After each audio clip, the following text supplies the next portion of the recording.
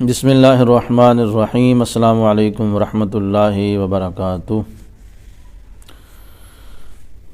حضرت ابوبکر صدیق رضی اللہ تعالی عنہ آپ گئے ملک شام تجارت کے لیے۔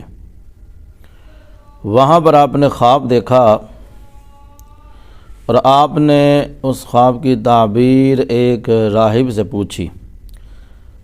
بحیرہ نامی، جسے بحیرہ کہتے ہیں، اس سے راہب سے پوچھا تو اس نے پوچھا کہ آپ کہاں سے آئے ہو؟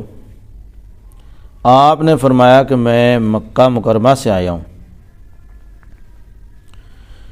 پھر اس نے پوچھا کہ تمہارا قبیلہ کون سا ہے، کس قبیلے سے تعلق رکھتے ہو؟ فرمایا کہ میں قبیلہ قریش سے تعلق رکھتا ہوں۔ پھر اس نے پوچھا کہ کرتے کیا ہو؟ آپ نے فرمایا کہ میں تاجر ہوں۔ وہ راہب کہنے لگا کہ اگر اللہ تعالیٰ نے تمہارے خواب کو سچ فرما دیا تو وہ تمہاری قوم میں سے ہی نبی مبعوث فرمائے گا اور تم اس کی حیات میں اس کے وزیر ہوگے، اور ان کے وصال کے بعد تم اس کے جانشین بنو گے۔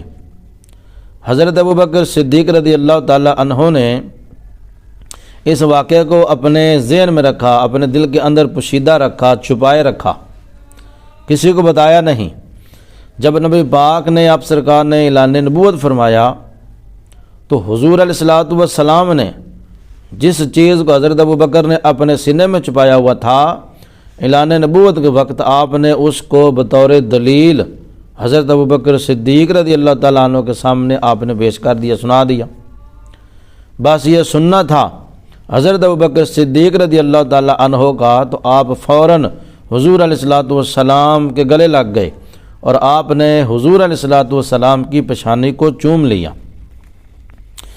تو پھر اشہد ان لا الہ الا اللہ و اشہد ان محمد عبدہ و رسولہ، کلمہ شہادت پڑھا اور اسلام قبول کیا۔ اور آپ فرماتے ہیں کہ اس دن، جس دن میں نے اسلام قبول کیا، مکے میں حضور علیہ الصلوۃ والسلام سے بڑھ کر کوئی بھی زیادہ خوش نہیں ہوا۔ حضور علیہ الصلوۃ والسلام بہت خوش ہوئے جب میں نے اسلام کو قبول کیا۔ تو یہ کہہ سکتے ہیں کہ اسلام کے پہلے خطیب سیدنا صدیق اکبر، اسلام کے پہلے قاری سیدنا صدیق اکبر، اسلام کے پہلے ایسے جنہوں نے اسلام کو ظاہر فرمایا وہ سیدنا صدیق اکبر رضی اللہ تعالی عنہ، جنہوں نے حضور علیہ الصلوۃ والسلام کی پیشانی کو چوما سب سے پہلے، وہ بھی سیدنا صدیق اکبر رضی اللہ تعالی عنہ ہیں۔